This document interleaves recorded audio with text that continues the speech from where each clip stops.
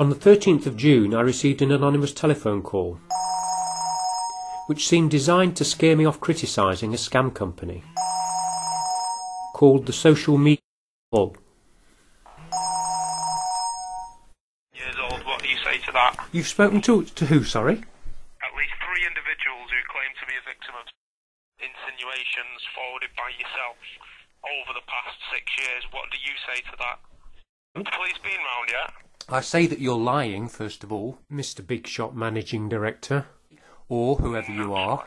You're either or Stephen Jackson, or Jonathan Barclay Smith, or some other person who's phoning on behalf of the social media people.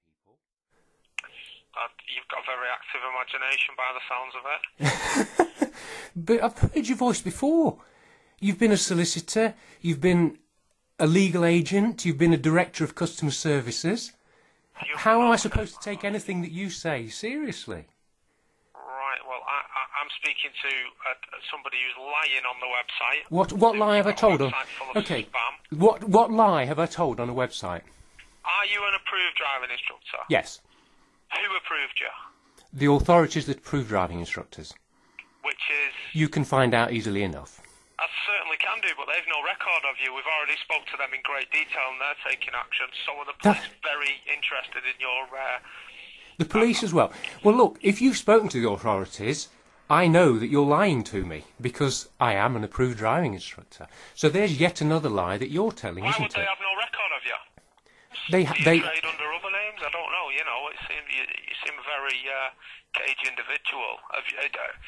Are you a lonely old man? How is it that I'm cagey if on these websites and such like that you're referring to, I actually invite the company that I'm criticising to publish all the information that it has, and it chooses not to? It could very easily prove me to be a liar, but it chooses not to. The reason is because I am not a liar. It prove you to be a liar, straight from the horse's mouth there. Sorry. I like your style, Mr. See, the thing is, lonely old men like yourself, when they're not watching whatever they watch on the internet, I don't know, I'd hate to think, but normal people don't have as much spare time on the rants. Have you ever took that into consideration? You and old John Virgo might have all the time in the world because you're both lonely old pricks. Who's John Virgo? John Virgo, your little friend in your forum thing that you seem to be on a bit of a crusade with. You'll see him if you meet him. Bright red waistcoat. Looks like, well, the BFG and John Virgo, they've named you anyway, by the looks of it. So you're denying claims that you're a then, are you? But nobody apart from you has ever claimed that, and I know that you're a pathological liar, so why would I pay any attention to what you're saying? I'm a pathological liar, so who am I? Well, you're the person that's phoning me, refusing to say who you are, and phoning from a hidden phone number.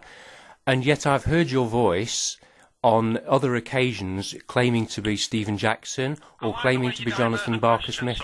No, it's you that divert questions. Okay, well, let's go back to the websites and deal with particular points then, since you accuse me of diverting questions. I asked on the websites whether... I've read it twice now. Is this a not guilty or a guilty, Mr. We're all waiting. Okay, you've got an audience as well, so all your colleagues are there as well, are they? So your dad's there, Neil, if indeed it is your dad, because it's your Tom, and probably Grace. All the fictitious ones won't be there, will they, because they don't exist. You asked me, am I a driver? Do you want me to answer the question or not?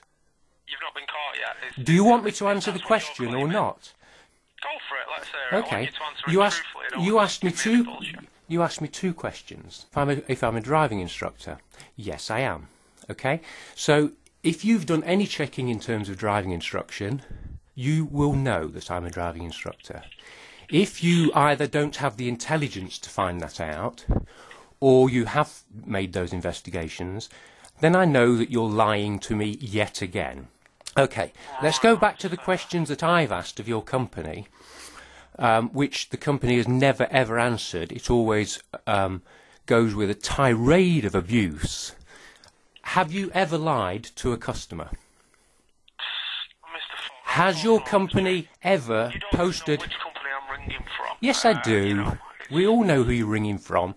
So has... To make accusations. Yes, I am, because I've got the evidence of the accusations. Have you been ringing trading standards as well recently, Mr. Faulkner, yeah? Well, if you don't work for any particular company, what relevance has that question got? Because I might have phoned trading standards about the co-op, I might have phoned trading standards about Ford cars. So what relevance do you... Your lifestyle of being a lonely old man, you probably ring them twice a day, they're probably sick of you. What they get annoyed at, that there are limited companies around the country, specifically the Social Networking Company Limited, the Social People Limited, and Net60 Web Services Limited, which lie to people, which defraud people. It's, again, I'm not going to make any insinuations about companies that I don't know. I would say that Practical is run by a... and that's what I'll categorically insinuate. I've spoke to the police about it. And, Good. I'm glad you have, because if they're investigating it, they'll be able to tell the truth, won't they? Fantastic. So the paper are very interested in it as well. I believe a car that's HY06XLD has been spotted various times over the past 6 months. So it's mounting, a lot of it's mounting, and it seems to be going quite well. I think you're going to have a short, sharp shock over the next few weeks, and I wanted to hear it from the horse's mouth and see whether you deny it or not, because it seems you spend all this time ringing the authorities, diverting attention away from yourself, when in reality you're quite a dark, vicious individual. I'm not a dark, vicious individual at all. I certainly have a major grievance about you and your companies, because you are liars, you are cheats, you are fraudsters, you are scammers. And then you try and frighten and confuse people into paying you money which they don't owe you.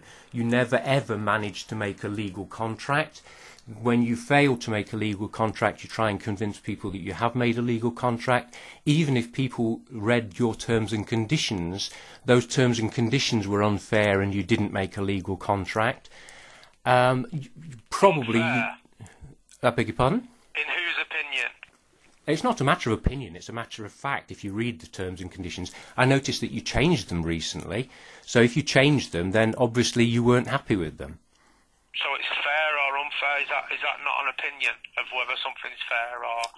A judge would have an opinion. So judges make decisions on opinions, do they then now? They don't take into consideration facts? Yes, of course they do. Judges make decisions on opinions. Well, I imagine that you're probably very familiar with how judges make decisions, because I'm sure that you've been in front of a few, but I haven't. So if you're going to pursue... Don't worry, Mr. Faulkner, there's plenty of time for that. That's great, and I'll look forward to seeing you in court, because I'm sure that obviously as the complainer you'll want to be there, and when you are, we will all know who you are, and we will also be able to actually investigate whether when you spoke to me speaking as Stephen Jackson, or when you spoke to me as the solicitor from Adshead Goddard LLP, that whether you were lying at that point. A hell of a lot very soon.